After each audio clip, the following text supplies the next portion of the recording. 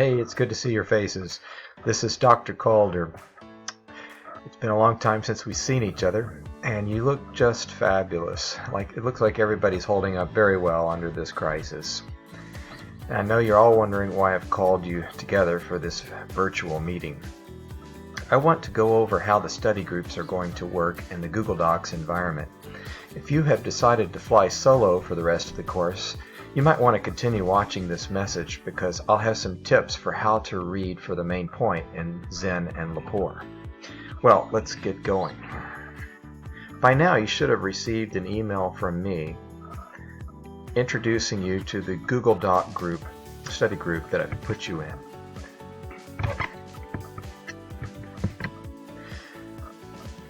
When you click on the link, the Google Doc will look like this. This is the Google Doc for one of the groups called the Locofocos. I've already set up pages for each of the readings in Zen and Lepore for the rest of the spring. This one, dated March 31st, today, for the unit America in the 50s, is a note-taking page for the Howard Zen reading in Chapter 16. On the next page is a reading for Jill Lepore's Chapter 13, and so on it goes for the rest of the spring term. The idea here is that those of you in study groups would take notes collaboratively as you read in advance of the quiz on Friday.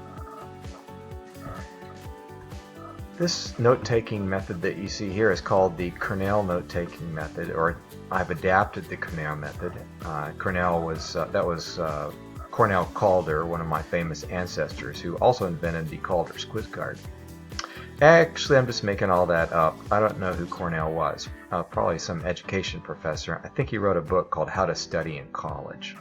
Anyway, the Cornell note-taking method divides up a sheet of paper into 4 sections like you see here.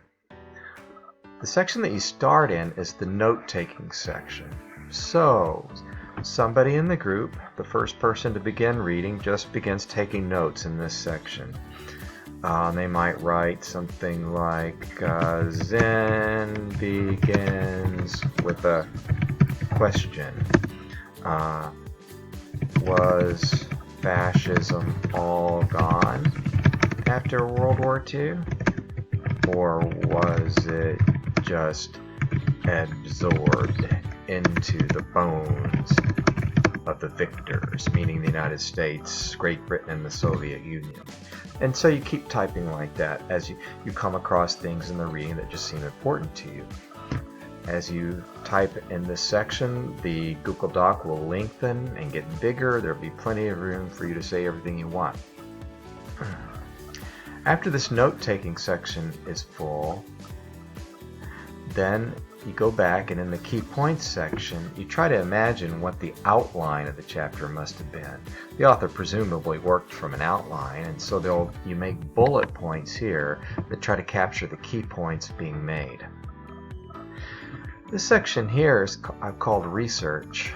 And here, as you come across things you don't understand, a name that you want to know more about, a word that you don't know the meaning of, Google Docs allows you to go and search on Google to find answers to your questions. So, for example, you go up here to Tools, scroll down to Explore, click on Explore, and that opens up a sidebar here where you can search for what you're looking for. Say you want to know more about George Kennan, who's an important person in both the Zen and Lepore readings. Now you're in,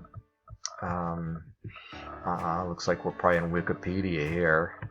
And if you wanted to get a picture, you could just click and drag and drop into the research bar of the Cornell note page. That's pretty cool, isn't it?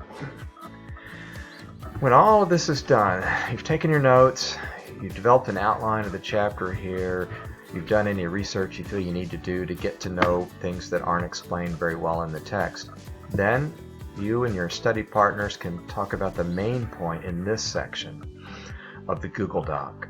And what I want to point out here is that a good main point is going to have elements of a story. It'll have characters, a main character. There will be an action, something that happened, something the main characters did.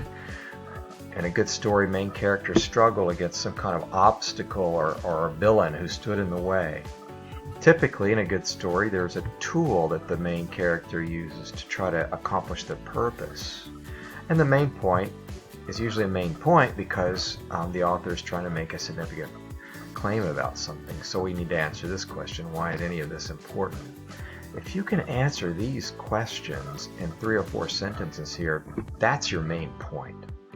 To illustrate what I'm talking about, let me show you some past examples from quizzes we've already taken.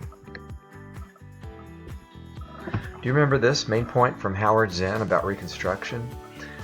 Black men and women were determined to make the most of their freedom, but a new capitalism made of Southern businessmen, planters, and Northern industrialists restored white supremacy and reduced African Americans to serfdom. All right, reading Zinn in this chapter, the main characters were the freed slaves, black men and women. And so we have them in our main point front and center.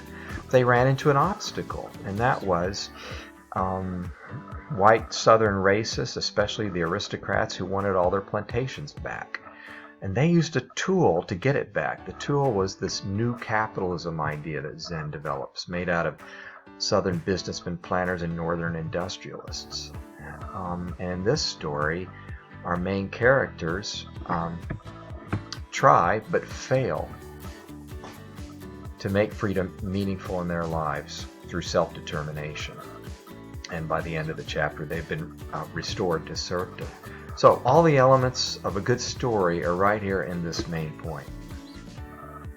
A main point that, for example, did not mention black men and women couldn't be the main point of the chapter because they were the main characters. A main point that you wrote up and you didn't mention new capitalism, that couldn't be the main point because that's such an important tool that was used by the villains here to defeat the interests of the main characters. Let's try another one. This was the World War II chapter, and Zinn's main point was World War II was not a people's war. The Allied governments resembled their fascist enemies, trampling the rights of the people when it served the interests of the few. As you read this chapter, the main character is the Allied governments. Every page is about the United States, mostly the United States, a little bit about Great Britain and the Soviet Union. The Allied governments, in other words. And what did they do? What was their action? Well, they came to resemble their fascist enemies, the Japanese militarists and the German fascists, trampling the rights of the people when it served the interests of the few. And why is this important to know? Because it overturns a common misconception Zinn thinks people have about World War II, that it was a people's war, that it was the good war that served the interests of the world's population. He says, no, not at all. It was not a people's war. That's what makes this main point significant. We got main characters. They're doing something. A significant claim is being made. The only thing left out here is that there's no real tool that Zinn focuses on that the Allied governments use, unless it was capitalism again, which in Zinn is predictably going to be the tool anytime the main character is the U.S. government. The point is that sometimes there might be an element of a good story that's missing from the main point, but not always. Let's look at a main point from Lepore that we've already seen, and this will be my final example. Also from the World War II chapter. Her main point was World War II was a window on a brutal future. It revived the American economy. It ended isolationism. It renewed patriotism. It laid bare racism, reshaped liberalism, activated a conservative movement opposed to state power. Now, here the main character isn't a person or even a group of people. The main character is World War II. World War II is the actor on every page of that chapter. So, what's her main point? What did World War II do? Well, people thought it was going to bring in a bright future, but no. It laid bare these things, racism. It reshaped liberalism. It activated a conservative movement opposed to state power. Why is this important? Yeah, she doesn't say in so many words, but you know, these things sound like really big deal things. So, you know, there again, not every time every element of the story will be present in the author's main point.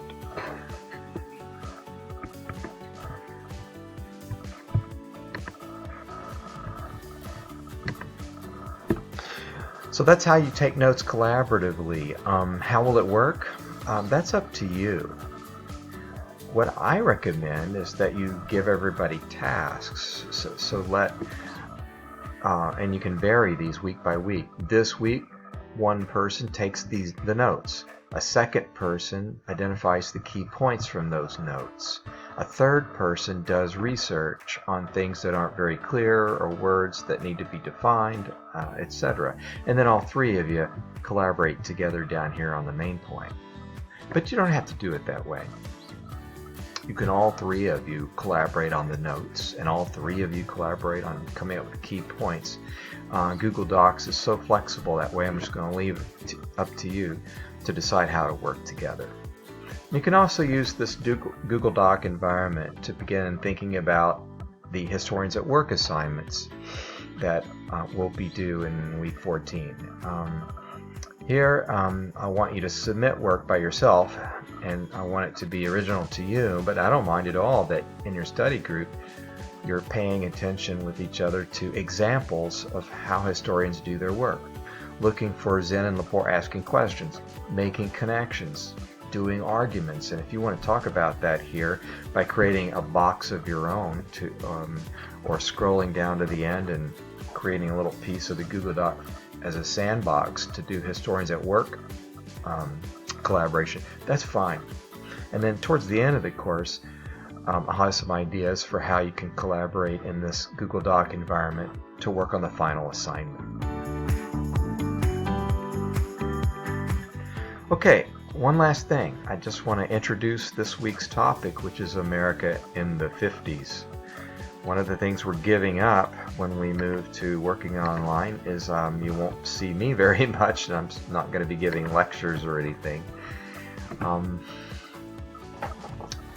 The question that I want to put on the table for you here in the beginning of week 8 is, what's the story of American life in the 1950s? The film that you watch, Happy Days, has a main point that tells a story that makes sense in the 1950s. You're going to watch that film and then upload to Moodle a film guide that I'll have a look at later this week and give you some feedback on and record your points. And after you've watched the film, you'll be ready, I think, to go and read Jill Lepore and Howard Zinn's histories of the 1950s and find out what their story is to make sense of this important era. I would only add that the 1950s has become one of the most important decades in American history to study, if only because of the most recent presidential election. When Donald Trump decided to make the phrase, "Make America Great Again," his campaign slogan, he became a historian at that point. Make America Great Again is a historical interpretation of the last 75 years of American history. If you want to read more about this, go to my book, Uncovering the Story of American History in the 1950s chapter. And I open my chapter by talking about what people are saying about the 50s. And this is what they're saying. They're saying we should go back to the 50s. That would make America great again. That, at least, is the interpretation of Donald Trump and those who support him. Others aren't so sure that the 1950s are a great template or model for how we should be living our lives in the 21st century. So who's right? Was America great in the 1950s, great enough that we should model our lives after that way of living? Or the 1950s an insufficiently rich and just picture for what we could be as Americans when we live in our fullness? What's the story of the 1950s? I'm counting on you to turn on your love of learning this week, to watch the film, read Jill Lepore and Howard Zinn, and make up your own minds on whether we should make America great again by going back to the 50s. Bye-bye.